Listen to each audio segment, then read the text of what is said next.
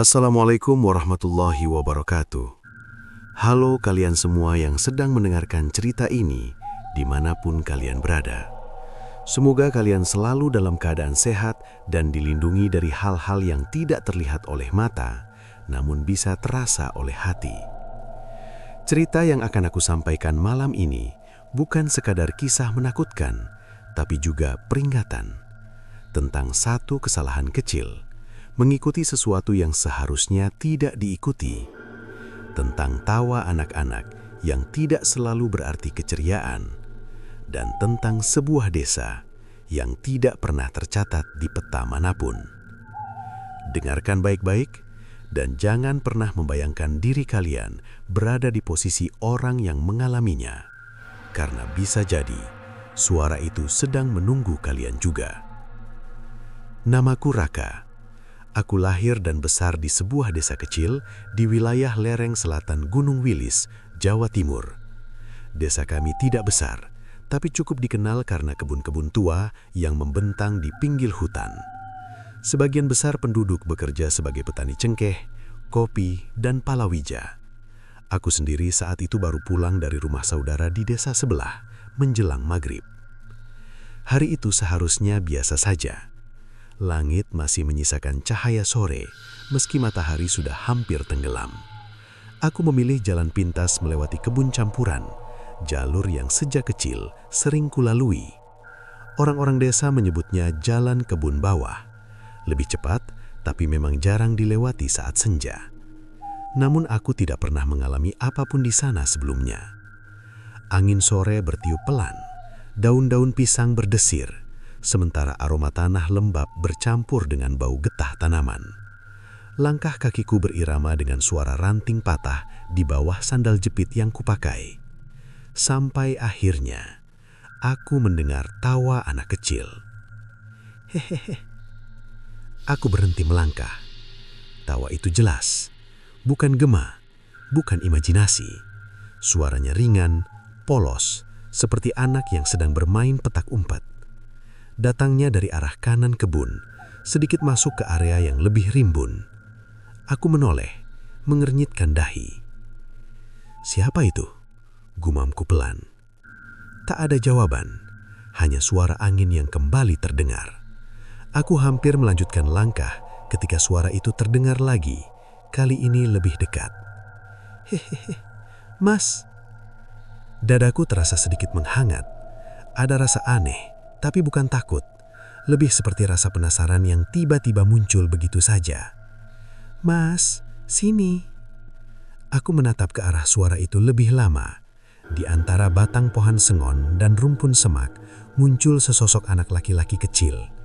Tubuhnya kurus, tingginya tidak lebih dari dadaku. Ia berdiri di jalur tanah kecil yang sebelumnya tidak pernah kulihat.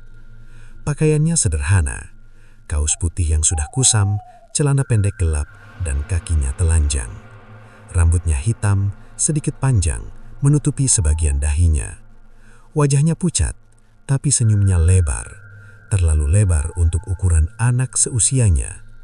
Hehehe, Mas, lewat sini aja, katanya sambil terkekeh. Aku refleks tersenyum kecil. Entah kenapa, melihatnya tidak membuatku curiga. Kamu anak siapa? Tanyaku. Anak itu tidak langsung menjawab. Ia hanya berbalik badan, lalu melangkah pelan ke jalur sempit tadi. Saat berjalan, ia menoleh sebentar. Rumahku dekat, jalannya bagus, gak licin. Aku ragu. Setahuku di bagian kebun itu tidak ada rumah siapapun, apalagi jalur yang bagus. Tapi sebelum sempat berpikir panjang, kakiku sudah melangkah mengikuti arah yang ia tunjuk. Mungkin karena aku capek, mungkin karena senjanya terlalu tenang, atau mungkin karena sejak awal aku memang sudah diperhatikan. Langkah pertama melewati jalur itu terasa biasa. Tanahnya padat, tidak becek. Namun setelah beberapa meter, aku mulai sadar ada yang berbeda. Jalan yang kulewati semakin halus. Tidak ada batu kecil, tidak ada akar pohon yang menyembul. Padahal jalur kebun biasanya kasar dan tidak terawat. Aku menunduk, memperhatikan tanah di bawah kakiku. Loh, bisikku. Anak itu terus berjalan di depanku, masih sambil tertawa kecil. Tawanya pelan, tapi konstan, seolah-olah ia menikmati setiap langkah yang kuambil di belakangnya. Hehehe, hampir sampai, Mas. Aku menoleh ke belakang, dan disitulah jantungku berdegup lebih cepat. Kebun yang tadi kulewati tidak terlihat lagi. Sebagai gantinya, berdiri pepohonan tinggi yang tersusun rapi di sisi jalan. Bukan seperti hutan liar, tapi seperti barisan pohon yang sengaja ditanam. Udara terasa lebih sejuk, namun sunyinya bukan sunyi alami. Tidak ada suara burung, tidak ada serangga, bahkan angin pun terasa enggan bergerak. "Dek," panggilku, pelan. "Ini jalan kemana ya?" Anak itu berhenti. Ia berbalik perlahan. Senyumnya masih ada, tapi matanya, aku baru sadar sekarang, matanya terlalu gelap. "Ke rumah," jawabnya singkat. Aku ingin bertanya lagi, ingin mengatakan bahwa aku ingin pulang, bahwa jalan ini terasa aneh. Tapi sebelum kata-kata itu keluar, ia kembali berjalan, dan entah kenapa, kakiku tetap mengikutinya. Di dalam hati, muncul perasaan tidak nyaman yang semakin kuat, bukan takut yang meledak, tapi seperti peringatan halus yang terus mengetuk. Langkah demi langkah terasa semakin jauh dari dunia yang kukenal. Dan saat itulah, aku belum tahu bahwa tawa anak kecil yang terdengar polos itu adalah gerbang pertama menuju sesuatu yang tidak seharusnya aku masuki. Langkah kakiku terus mengikuti anak itu, meski di dalam dada ada sesuatu yang mulai terasa tidak beres. Jalur yang kami lewati kini benar-benar berbeda dari jalan kebun yang kukenal sejak kecil. Tanahnya padat, berwarna kecoklatan, seperti sering diinjak banyak orang.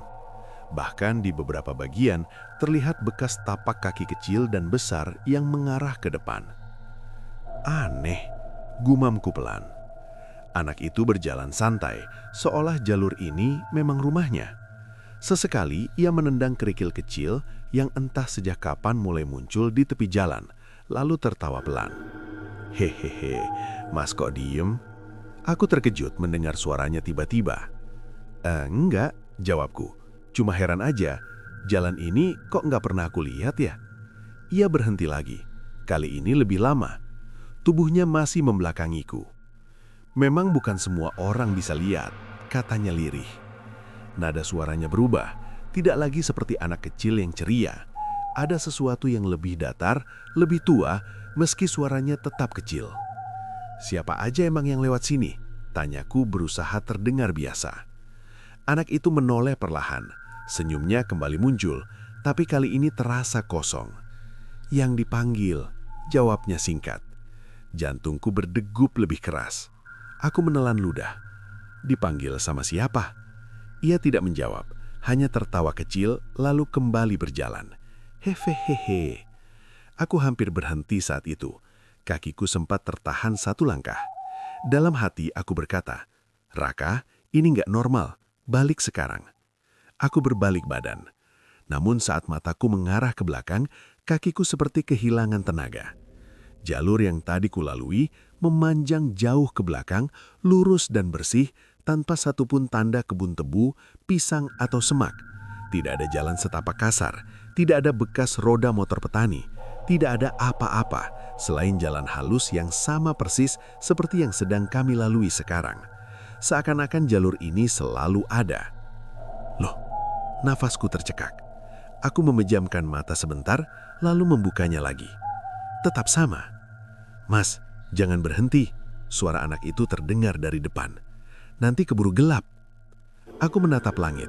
Cahaya sore yang tadi masih jingga kini berubah redup, seperti tertutup kabut tipis. Matahari tidak terlihat, tapi juga belum benar-benar malam. Waktu terasa menggantung, tidak maju, tidak mundur. "Kamu yakin ini jalan keluar?" Aku tanya, kali ini dengan nada lebih tegas. Ia mengangguk cepat. "Iya, ini jalan paling bagus." Aku berjalan lagi. Tidak ada pilihan lain. Setiap kali aku mencoba memperlambat langkah, perasaanku justru semakin tidak tenang. Seolah-olah berhenti adalah kesalahan yang lebih besar daripada terus maju. Semakin jauh kami melangkah, suasana semakin aneh. Pepohonan di kiri dan kanan jalan berdiri terlalu rapi. Jaraknya hampir sama satu sama lain.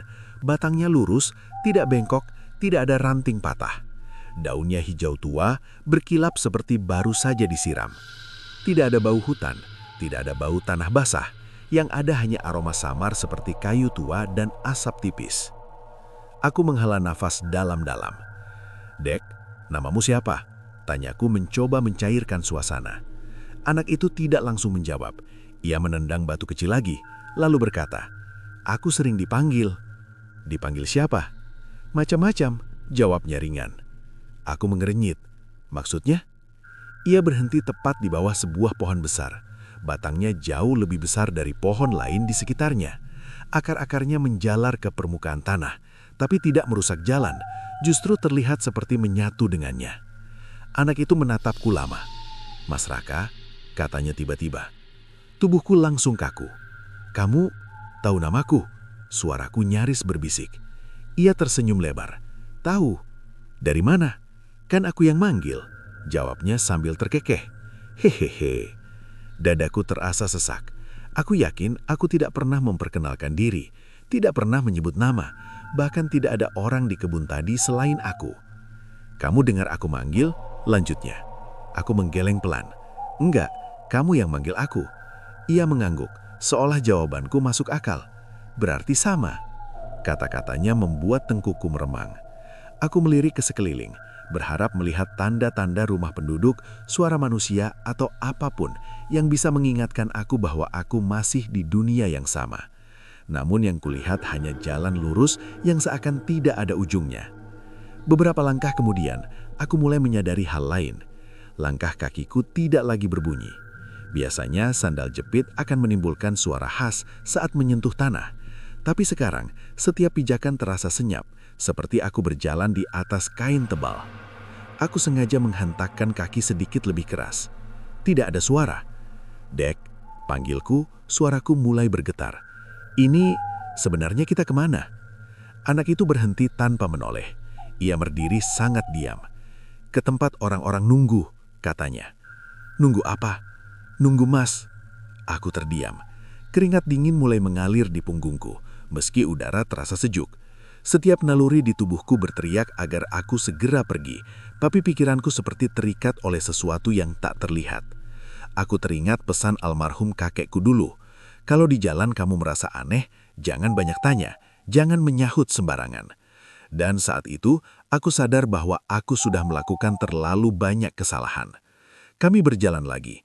Kali ini aku memperhatikan setiap detail. Jalan semakin lebar.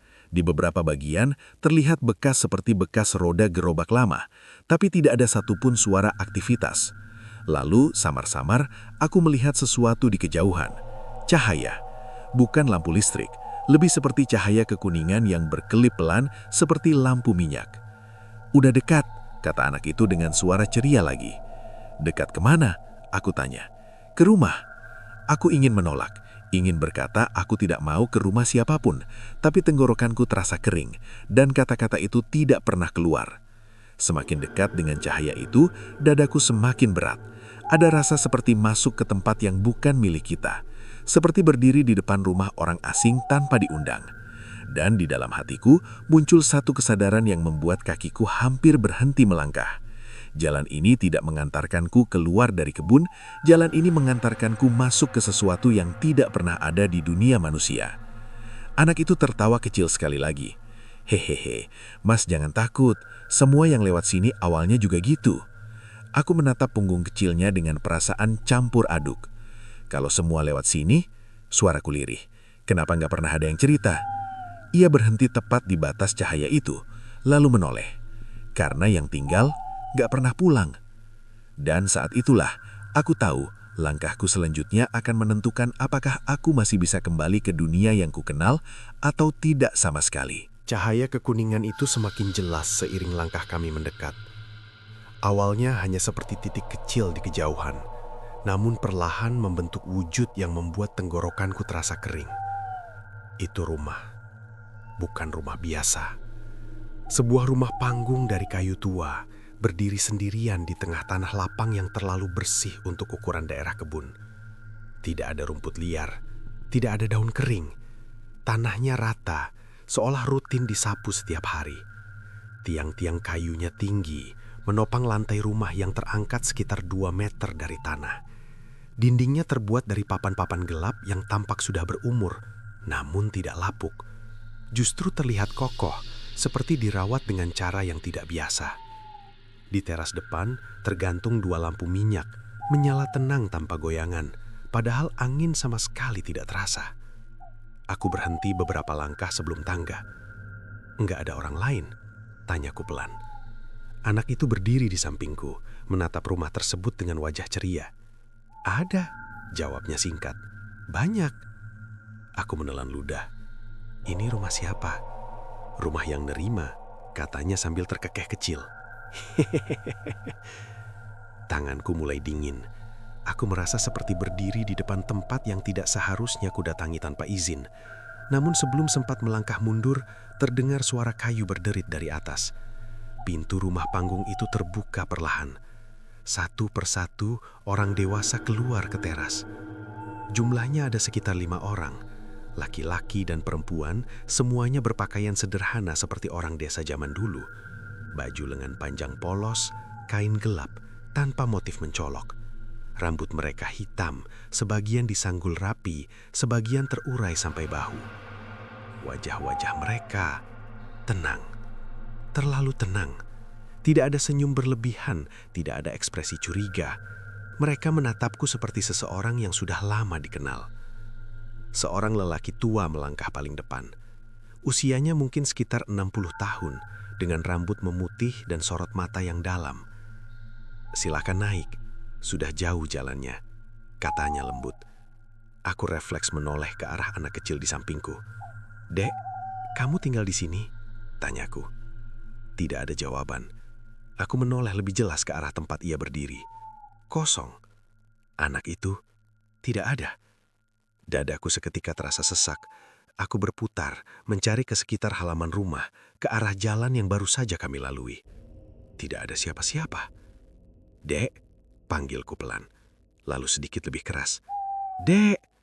Suara panggilanku terdengar asing di telingaku sendiri, seperti teredam, tidak memantul kemana-mana. Orang-orang di teras rumah memperhatikanku dengan ekspresi yang sama seperti sebelumnya. Tenang, seolah hilangnya anak itu bukan hal yang aneh. "Kamu sendirian sejak awal," kata salah satu perempuan dengan suara halus. Aku menatapnya. "Enggak, saya kesini sama anak kecil. Dia yang nunjukin jalan."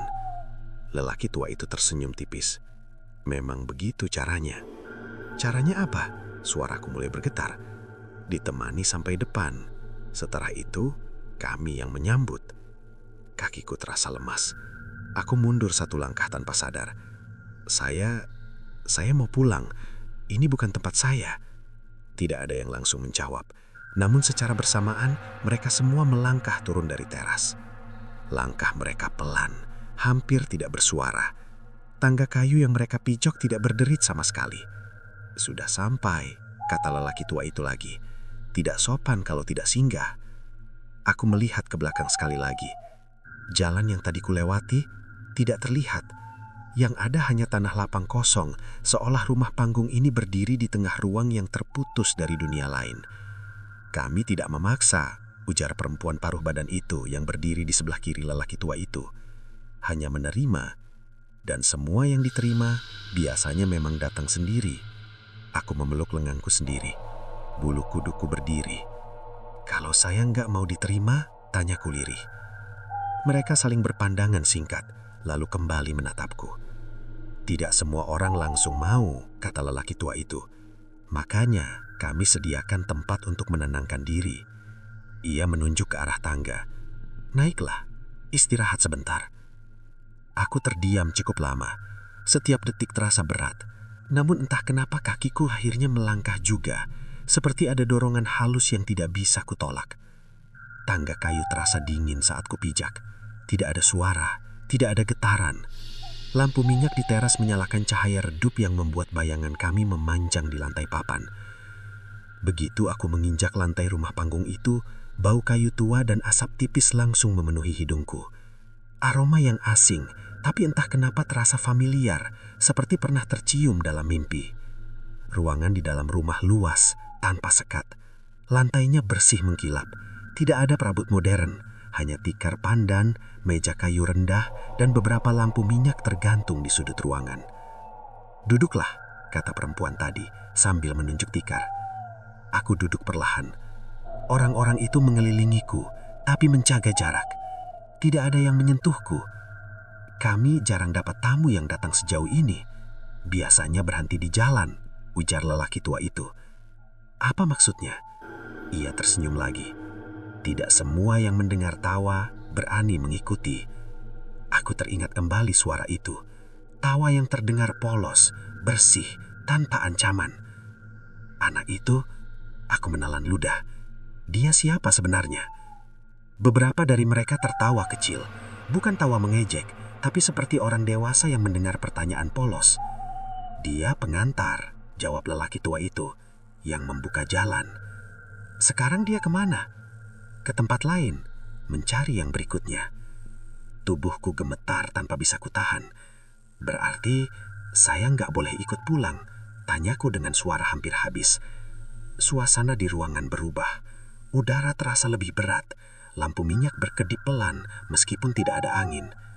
"Yupa, Tuan LWKI7, kamu boleh pulang," kata lelaki tua itu akhirnya. "Tapi tidak sekarang." "Kenapa?" "Karena malam belum lengkap." Aku menatap wajah-wajah mereka satu persatu. Tidak ada kebencian, tidak ada ancaman terbuka. Namun justru ketenangan itulah yang paling menakutkan. Di luar rumah, samar-samar aku kembali mendengar tawa anak kecil. Kali ini bukan dari satu arah, melainkan dari bawah rumah, dari balik dinding, dan dari dalam kepalaku sendiri. Dan saat itulah, aku sadar aku tidak hanya sampai di sebuah rumah panggung. Aku sudah sampai di tempat yang sedang memutuskan nasibku. Aku masih duduk di atas tikar pandan itu ketika salah satu perempuan bangkit berdiri. Gerakannya halus, nyaris tanpa suara. Ia melangkah ke sudut ruangan, lalu kembali dengan membawa nampan kayu besar. Di atasnya tersusun beberapa mangkuk dan piring sederhana. Tidak ada asap mengepul, tidak ada bunyi sendok beradu. Semua terhidang dalam keheningan yang rapi, seperti benda-benda itu sudah berada di sana sejak lama, hanya menunggu untuk diperlihatkan. "Silakan," katanya lembut. "Sudah jauh perjalanannya." Aku menatap hidangan itu tanpa berani menyentuhnya. Ada nasi putih, sayur bening, dan lauk yang bentuknya samar di cahaya lampu minyak. Aromanya ringan, tidak menyengat, tapi cukup untuk membuat perutku yang sejak siang belum terisi terasa perih. "Maaf," kataku pelan. "Saya nggak lapar." Perempuan itu tersenyum tipis. Senyumnya tidak berubah, tidak memudar, seperti bagian dari wajahnya yang sudah menetap. "Tidak apa," jawabnya. "Makan di sini bukan soal lapar." Kalimat itu membuat tenggorokanku semakin kering. Lelaki tua yang sejak awal menyambutku duduk berhadapan denganku. Tangannya bertumpu di lutut, punggungnya tegak.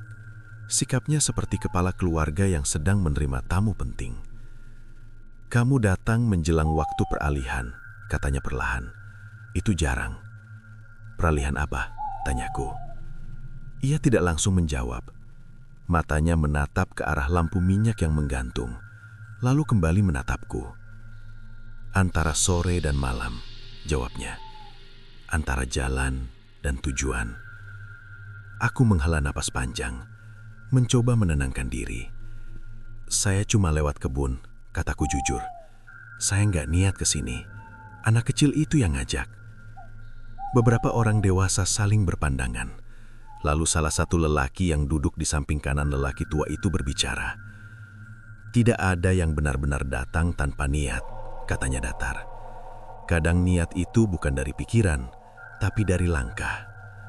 Aku terdiam. Kata-katanya terasa seperti tuduhan, tapi juga seperti fakta yang tidak bisa dibantah. "Kalau begitu, Kataku perlahan. Boleh saya tahu ini tempat apa? Suasana mendadak hening. Lampu minyak kembali berkedip. Kali ini sedikit lebih lama. Perempuan yang sejak tadi menyiapkan hidangan duduk di dekatku, menjaga jarak. Ini tempat singgah untuk yang tersesat. Tersesat kemana? Keluar jalur, jawabnya singkat. Aku menunduk, menatap serat tikar pandan. Tanganku terasa dingin, jari-jariku sedikit gemetar. Saya nggak merasa tersesat. Saya tahu jalan pulang. Beberapa dari mereka tersenyum kecil. Senyum yang sama, seolah mereka pernah mendengar kalimat itu berkali-kali. Semua tamu kami bilang begitu sebelum duduk di situ. Aku mengangkat kepala. Berarti banyak yang pernah ke sini. Ia mengangguk pelan. Tidak sebanyak yang seharusnya, tapi cukup. Dan mereka pulang? Tidak ada jawaban langsung. Keheningan kembali turun, lebih berat dari sebelumnya. Aku bisa mendengar detak jantungku sendiri. Di luar rumah tidak ada suara apapun. Bahkan tawa anak kecil yang tadi terdengar kini lenyap, digantikan kesunyian yang menekan telinga. Perempuan di sampingku mendorong nampan sedikit lebih dekat. Makanlah sedikit, agar tenang. Aku menatap mangkuk nasi itu. Putihnya terlihat terlalu bersih di cahaya redup. Tidak ada uap panas, tidak ada tanda baru dimasak. Tapi aromanya tetap ada. Kalau saya makan, tanyaku pelan, apa yang terjadi? Ia menatapku lama lalu menjawab dengan jujur, kamu akan berhenti gelisah. Setelah itu, kamu akan merasa pulang. Kata pulang membuat dadaku bergetar. Saya sudah punya rumah di desa saya. Lelaki tua itu tersenyum lagi, kali ini lebih tipis.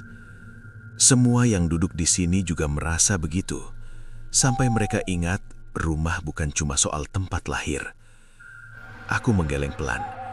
Saya cuma mau keluar dari sini. Keluar selalu ada jalannya, tapi tidak selalu sekarang. Aku mulai merasa seperti dikepung, meski jarak mereka tidak berubah. Tatapan mereka bukan tatapan pemangsa, melainkan tatapan orang-orang yang sedang menunggu keputusan. Kenapa kalian baik sekali? Tanyaku tiba-tiba. Kalau ini tempat berbahaya, harusnya kalian menakutkan. Beberapa dari mereka tertawa kecil, nyaris bersamaan. Karena yang datang ke sini, kata lelaki di sebelah kiri, sudah cukup takut. Kalimat itu menusuk tepat di dadaku. Aku menelan ludah. Anak kecil itu, kalau saya nggak ikut dia, apa yang terjadi?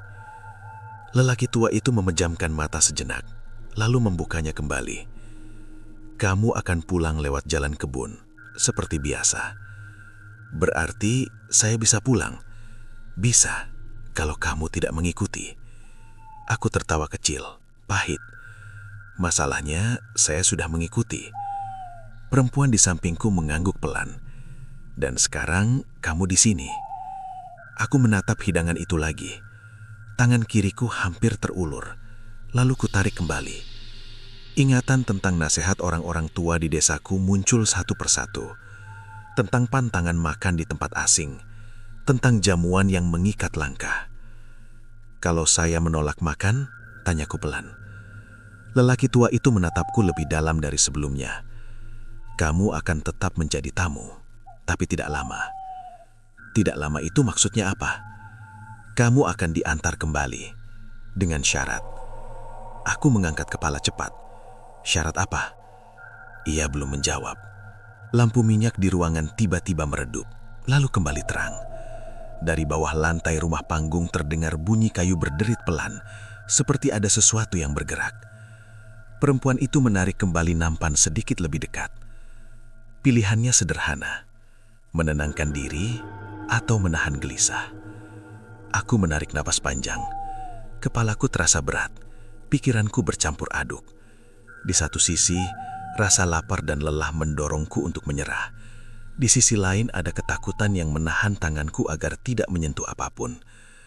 Aku menatap wajah-wajah di sekelilingku. Kalian ini manusia, tanyaku lirih. Tidak ada yang tersinggung, tidak ada yang marah. Lelaki tua itu menjawab dengan tenang. Kami pernah. Jawaban itu membuat bulu kuduku berdiri. Di luar rumah tiba-tiba terdengar tawa anak kecil lagi. Kali ini jauh, samar, seperti berasal dari ujung jalan yang tidak terlihat. Aku menutup mata sejenak. Dan saat itu aku sadar, sambutan yang paling berbahaya bukanlah yang mengancam, melainkan yang membuat kita merasa diterima. Keheningan setelah tawa itu terasa lebih berat daripada sebelumnya. Aku membuka mata perlahan, berharap suara tadi hanya imajinasiku. Namun, dari raut wajah orang-orang di sekelilingku, aku tahu mereka juga mendengarnya. Tidak satupun dari mereka terlihat terkejut. Seolah-olah tawa itu adalah bagian dari rumah ini, bagian yang wajar. Aku menelan ludah. Itu anak yang tadi. Perempuan di sampingku mengangguk pelan. Iya, dia masih di sekitar sini. Ia menggeleng sangat pelan. Tidak di sini. Lalu di mana? Ia tidak langsung menjawab. Tangannya merapikan ujung kain yang ia kenakan lalu berkata, "Di jalan, selalu di jalan." Dadaku terasa sesak. Berarti dia nggak tinggal di rumah ini. Lelaki tua itu menyahut dengan suara tenang. Dia tidak tinggal, dia bertugas. "Kembali lagi ke sini?" tanya aku cepat. "Tidak," jawabnya singkat. Aku terdiam cukup lama. Kalimat itu terdengar sederhana, tapi maknanya seperti memutus satu-satunya penghubung antara aku dan dunia luar. Anak itu, satu-satunya sosok yang terasa bergerak, hidup dan tidak diam, ternyata tidak pernah kembali. Semua yang mengantar, lanjut lelaki tua itu, tidak duduk bersama kami. "Kenapa?" tanyaku. "Karena kalau dia duduk, dia tidak akan bangun lagi." Aku meremas ujung tikar pandan tanpa sadar. "Berarti dia bukan anak manusia?" tanya aku lirih. Tidak ada jawaban langsung, namun dari cara mereka saling berpandangan, aku tahu jawabannya bukan sesuatu yang ingin mereka ucapkan dengan terang. "Kamu melihatnya seperti anak," kata perempuan parubaya itu akhirnya, "karena itu bentuk yang paling mudah diikuti." "Diikuti kemana?" Suaraku bergetar. "Ke sini," jawab mereka hampir bersamaan. Aku menunduk, nafasku terasa pendek. "Kalau begitu," kataku pelan, "berapa banyak orang yang dia bawa?" Lelaki tua itu menghela nafas seolah sedang mengingat sesuatu yang sangat lama. "Tidak dihitung," katanya. "Yang dihitung hanya yang bertahan." Aku mengangkat kepala. Bertahan dari apa? Ia menatapku lurus, tanpa senyum. Dari keinginan pulang. Kalimat itu membuat jantungku seperti berhenti sejenak. Aku memejamkan mata. Ingatanku melayang ke rumah, ke ibu yang pasti sedang menungguku pulang, ke jalan kebun yang biasa kulalui, ke suara jangkrik dan bau dapur kayu di malam hari. "Aku mau pulang," kataku tegas, meski suaraku gemetar. Sekarang. Tidak ada yang langsung menolak, tidak ada yang menertawakan, namun udara di ruangan itu berubah, terasa lebih padat, seolah menekan dadaku dari segala arah. "Kami tidak menahan," kata lelaki tua itu pelan. "Kami hanya menawarkan." "Menawarkan apa?" Ia mencondongkan tubuh sedikit ke depan. "Tempat. Tempat tinggal. Tempat bertugas," jawabnya. Aku mengernyit. "Tugas apa?" Ia menunjuk ke arah lantai, ke arah bawah rumah panggung. "Menjaga jalan." Aku menelan ludah. "Jalan yang mana?" "Yang kamu lewati, yang halus itu." Perempuan di sampingku menambahkan, "Tidak semua jalan bisa tetap terbuka. Ada yang harus dijaga agar tidak hilang."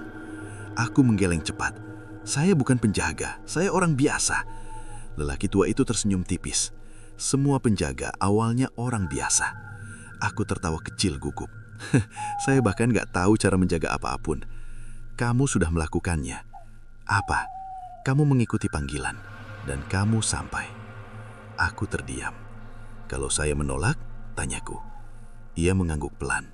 "Itu hakmu." "Dan kalau saya menerima?"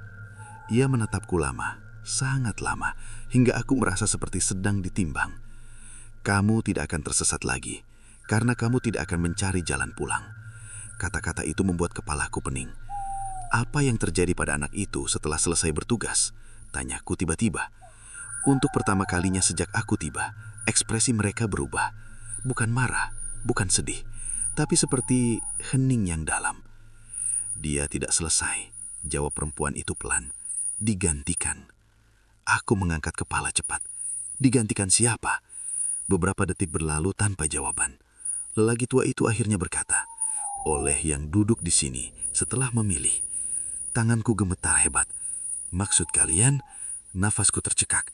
Kalau saya menerima, saya akan jadi seperti dia. Ia mengangguk. Kamu akan memanggil, kamu akan memuntun, dan kamu tidak akan kembali ke rumah panggung ini. Aku berdiri mendadak. Kakiku lemas, tapi aku memaksa diri tegak. Tidak, kataku tegas. Saya tidak mau. Tidak ada yang menghentikanku. Tidak ada yang berdiri menghadang. Namun saat aku melangkah ke arah tangga, aku baru sadar sesuatu. Tangga itu tidak ada. Yang ada hanyalah lantai papan yang berlanjut ke kegelapan, seolah rumah ini tidak pernah memiliki jalan turun. Aku menoleh panik. Tangga tadi kemana? Perempuan itu menatapku iba. Kalau kamu belum memilih, jalannya belum kembali. Aku berbalik ke arah mereka. Ini tidak adil. Lelaki tua itu berdiri perlahan. Kami tidak memanggilmu, kamu yang mengikuti. Kalimat itu menghantam pikiranku keras-keras. Di luar rumah, suara tawa anak kecil kembali terdengar. Kali ini sangat jauh, seperti berada di ujung dunia. Hehehehe. Aku menutup telinga. Air mataku mengalir tanpa sadar. Aku cuma mau pulang, bisikku. Lelaki tua itu melangkah mendekat, lalu berhenti beberapa langkah dariku. Kalau begitu, katanya, lembut, jangan sentuh apapun yang kami hidangkan. Aku mengangkat kepala. Itu syaratnya. Ia mengangguk. Dan jangan menoleh saat jalan itu kembali. Aku menatap hidangan di tikar pandan itu. Tanganku gemetar, tapi aku menariknya menjauh. Kalau saya gagal, ia menatapku dalam-dalam. Tidak ada yang gagal di sini, hanya yang tinggal. Dan saat itu, aku sadar, anak kecil itu tidak hilang. Dia hanya sedang menunggu penggantinya. Setelah kata-kata lelaki tua itu terucap, ruangan kembali tenggelam dalam keheningan yang berat. Tidak ada yang bergerak, tidak ada yang berbicara. Bahkan lampu minyak di sudut ruangan berhenti berkedip, menyala lurus seperti mata yang sedang menatap. Aku masih berdiri di tengah ruangan, nafasku tidak beraturan. Dadaku terasa sesak, seolah udara di dalam rumah panggung ini terlalu padat untuk dihirup. Jangan sentuh apapun, ulangku lirih, mencoba meyakinkan diriku sendiri. Perempuan yang duduk di dekat hidangan itu mengangguk pelan. Selama kamu menahan diri, katanya, kamu masih ingat arah pulang. Aku menelan ludah. Dan kalau saya lupa, ia menatapku lama. Kalau lupa, jawabnya pelan, jalan tidak akan mengenalimu. Kalimat itu membuat kakiku terasa semakin lemas. Aku kembali duduk di tikar pandan, menjaga jarak dari hidangan. Tanganku kugenggam erat di pangkuan, menahan dorongan untuk sekedar menyentuh mangkuk nasi itu. Anehnya, rasa lapar semakin kuat.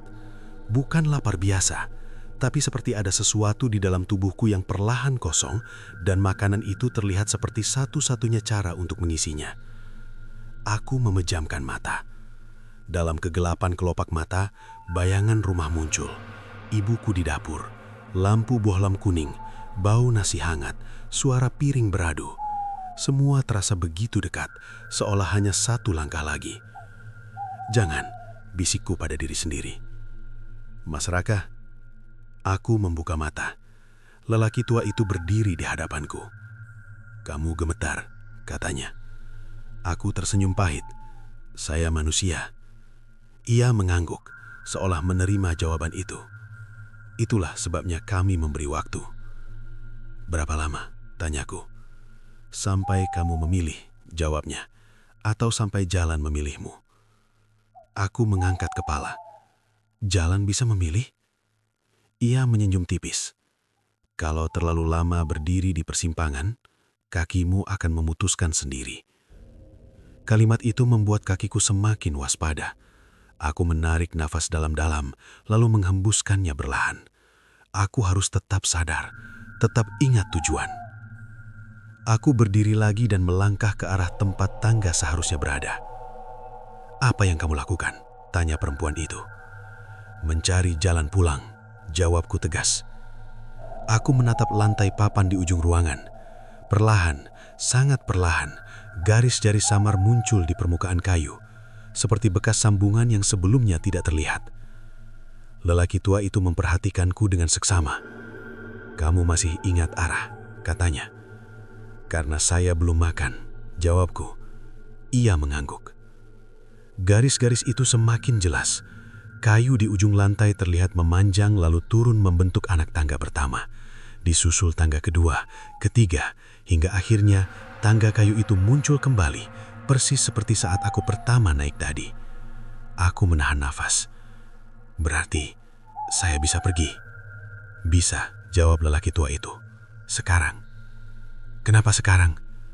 "Karena kalau terlalu lama," katanya, "kamu akan mulai merasa betah." Aku menoleh ke arah hidangan sekali lagi.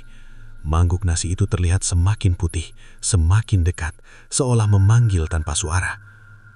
Apa yang terjadi pada orang-orang yang gagal menahan diri? Perempuan itu menjawab dengan suara lirih. Mereka duduk lebih lama. Lalu mereka lupa berdiri.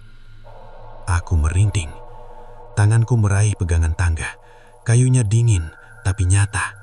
Aku melangkah turun satu anak tangga. "Mas Raka," panggil lelaki tua itu lagi. Aku berhenti. "Apa?" Ia menatapku dengan sorot mata yang sulit kuterjemahkan. Bukan ancaman, bukan penyesalan, seperti orang tua yang sedang melepas anaknya pergi. "Kalau nanti kamu mendengar tawa itu lagi, jangan jawab." Aku mengangguk. "Saya janji." Ia menyenyum tipis. "Janji itu hanya berlaku selama kamu ingat suara sendiri." Aku tidak bertanya lagi. Aku melangkah turun. Anak tangga berderit pelan untuk pertama kalinya sejak aku berada di rumah ini. Begitu kakiku menginjak tanah, udara terasa berbeda, lebih ringan, lebih dingin.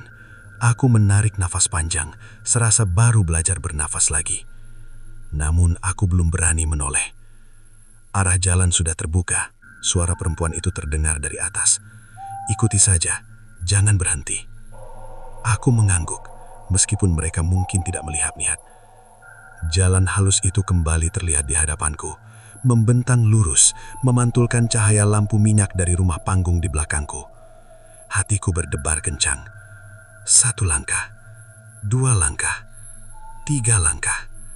Aku berjalan tanpa menoleh, meski ada dorongan kuat untuk melihat ke belakang, untuk memastikan rumah itu benar-benar ada, atau mungkin sudah tidak ada. Di tengah langkahku, terdengar suara yang sangat kukenal. "Hehehe, Mas." Aku membeku. Suara itu datang dari belakang, persis suara anak kecil itu. Tanganku mengenggam, jantungku serasa ingin meloncat keluar. "Mas, kok enggak ditunggu?" Aku menelan ludah. Kata-kata lelaki tua itu terngiang jelas di kepalaku. "Jangan jawab." Aku melangkah lagi. "Hehehe, Mas kan baik." Langkahku semakin cepat. Aku menunduk, melihat jalan di bawah kakiku. Suara itu semakin dekat, bukan dengan langkah, tapi seperti berpindah tempat. "Hehehe, Mas mau pulang ya?" Dadaku terasa panas, air mata mulai mengalir tanpa bisa kutahan. Aku ingin berlari, tapi kakiku terasa berat. Setiap langkah seperti ditarik dari belakang oleh sesuatu yang tidak terlihat. "Mas, 1 kali aja nengok." Aku hampir menyerah. Namun di saat yang sama, bayangan ibuku muncul lagi di pikiranku. Suara panggilannya, wajahnya, rumahku. "Aku mau pulang," bisikku dalam hati. Aku melangkah lebih cepat, tanpa menoleh, tanpa menjawab. Dan perlahan, suara tawa itu mulai menjauh. Jalan di depanku berubah, permukaannya tidak lagi halus sempurna. Batu-batu kecil mulai muncul, tanah terasa lebih kasar di telapak kakiku. Udara menjadi lebih hangat. Aku mencium bau tanah kebun. Aku hampir menangis lega. Namun satu hal masih menahan kakiku. Di ujung jalan itu, aku tahu, terakhir menungguku. Langkah kakiku semakin mantap seiring perubahan jalan di bawah telapak sandal. Tanah yang semula halus kini terasa kasar, penuh kerikil kecil dan sisa-sisa ranting. Bau kebun yang lembab kembali menguar, bercampur dengan aroma daun pisang dan tanah basah. Setiap tarikan nafas terasa lebih lega dibandingkan saat aku berada di rumah panggung itu. Namun, rasa lega itu tidak sepenuhnya menenangkan. Karena aku tahu, jalan ini belum sepenuhnya melepaskanku. Aku berjalan tanpa menoleh, menuruti pesan terakhir yang kuterima. Meski begitu, di dalam kepalaku masih terngiang suara tawa anak kecil itu, seolah tertinggal sebagai gema yang tak mau hilang. Hihihi. Aku menghentikan langkah sejenak, bukan karena ingin menoleh, tapi karena kakiku gemetar. Malam mulai turun. Cahaya senja menghilang sepenuhnya, digantikan kegelapan yang perlahan merambat dari sela pepohonan. Sedikit lagi, bisikku pada diri sendiri. Aku melangkah lagi. Di kejauhan, samar-samar terlihat bentuk kebun yang kukenal. Barisan tebu yang tumbuh tidak beraturan, pohon pisang dengan daun robek, jalan setapak sempit yang biasa dilalui warga desa. Hatiku berdebar kencang. Namun tepat saat aku merasa hampir sampai, jalan di depanku berhenti. Bukan berakhir, tapi seperti ragu untuk melanjutkan. Aku berdiri di batas antara dua dunia. Di belakangku jalan halus yang terasa asing. Di depanku kebun yang kukenal sejak kecil. Udara di sekelilingku terasa bergetar, seperti menunggu keputusan terakhir. Dan di saat itulah suara itu kembali terdengar. Hihihi, Mas Raka. Suara itu kini bukan dari belakang, bukan dari depan, tapi dari samping, sangat dekat dengan telingaku. Aku menahan nafas. Kok capek? Suara itu terdengar manja. Istirahat dulu aja. Aku menutup mata erat-erat, tanganku mengepal. Mas udah sampai sejauh ini, sayang kalau pulang. Aku membuka mata perlahan. Di sisi jalan berdiri anak kecil itu. Wajahnya sama persis seperti pertama kali kulihat. Senyum lebar, mata gelap, kaki telanjang menyentuh tanah tanpa meninggalkan bekas. Dek, suaraku bergetar. Kamu bilang rumahmu dekat? Ia terkekeh. Hihihi, rumah itu ada di mana aja Mas berhenti. Aku menelan ludah. Aku mau pulang. Ia memiringkan kepala. Pulang kemana? Ke rumahku. Yang mana? Tanyanya polos. Ke desa, jawabku. Ke ibuku. Anak itu menatapku lama. Senyumnya perlahan memudar. Kalau pulang, Mas bakal lupa jalan ini. Aku mengangguk. Tidak apa-apa. Ia melangkah mendekat satu langkah. Kalau lupa, Mas gak akan dengar aku lagi. Dadaku terasa sesak. Itu lebih baik. Ia tertawa kecil, tapi kali ini tawanya terdengar hambar. Hihihi, Mas egois. Aku terdiam. Dulu, katanya lanjut, aku juga bilang mau pulang. Aku menatapnya cepat. Maksudmu? Ia menunduk. Bayangannya memanjang aneh di tanah. Aku cuma ikut, terus duduk, terus makan. Jantungku berdetak keras. Sekarang tugasku manggil. Kalau Mas pulang, siapa yang ganti? Aku menggigit bibir. Itu bukan tugasku. Anak itu mengangkat kepala. Wajahnya kini kosong, tanpa senyum. Kalau gitu, katanya pelan, pilih sekarang. Udara di sekeliling kami mengencang. Jalan halus di belakangku berkilau samar. Kebun di depanku tampak gelap, tapi nyata. Aku tahu. Inilah titik terakhir. Aku menatap jalan di depanku, lalu menoleh ke arah anak kecil itu. Kalau aku berhenti, tanyaku lirih. Apa yang terjadi? Ia tersenyum lagi, senyum yang sangat lebar. Mas tinggal, aku pulang. Hatiku bergetar. Aku memejamkan mata. Rasa lelah yang sejak tadi kutahan tiba-tiba runtuh bersamaan. Lelah fisik, lelah pikiran, lelah melawan rasa ingin menyerah. Cuma duduk, katanya lembut. Cuma menemani. Aku membuka mata. Kebun di depanku tampak semakin jauh. Jalan pulang terasa asing, seperti mimpi yang mulai kabur. Aku capek, bisikku. Anak itu mengulurkan tangan kecilnya. Aku meraih tangan itu. Saat jari kami bersentuhan, dunia seakan berputar. Bau kebun menghilang, gelap menyelimuti pandanganku. Ketika aku membuka mata kembali, aku berdiri di tepi kebun. Senja turun perlahan. Di depanku, seorang pria berjalan sendirian, terlihat bingung. Aku tertawa kecil. Hihihi, Mas, lewat sini aja. Dan saat itu, aku tahu, aku tidak pulang. Aku menjadi jalan. Aku menatap anak kecil itu lalu menggelengkan pelan. "Aku tidak bisa," kataku tegas. Senyumnya perlahan runtuh. "Kalau masih yakin?" tanyanya. Aku mengangguk. "Yakin." Ia mundur satu langkah. Tubuhnya mulai terlihat samar, seperti bayangan yang terterpa cahaya. "Kalau gitu," katanya pelan, "jangan pernah ingat aku." Aku tidak menjawab. Aku melangkah maju, menuju kebun, menuju jalan pulang. "Mas," panggilnya sekali lagi. "Satu kali aja." Aku menutup telinga dan terus berjalan. Langkah demi langkah, jalan halus itu lenyap di belakangku. Tanah kebun kembali terasa nyata. Aku tersandung akar pohon, hampir jatuh, tapi aku tetap tidak menoleh. Suara tawa itu semakin jauh, lalu hilang. Aku tiba di ujung kebun. Lampu-lampu rumah desa terlihat menyala. Suara jangkrik menyambutku. Saat aku sampai di rumah, ibuku terkejut melihatku. "Kok pucat, Nak?" tanyanya. Aku memeluknya tanpa berkata apa-apa. Sejak malam itu, aku tidak pernah lagi lewat kebun saat senja. Dan sampai sekarang, setiap kali aku mendengar suara anak kecil tertawa dari jauhan, aku menunduk, mempercepat langkah, dan tidak pernah menoleh.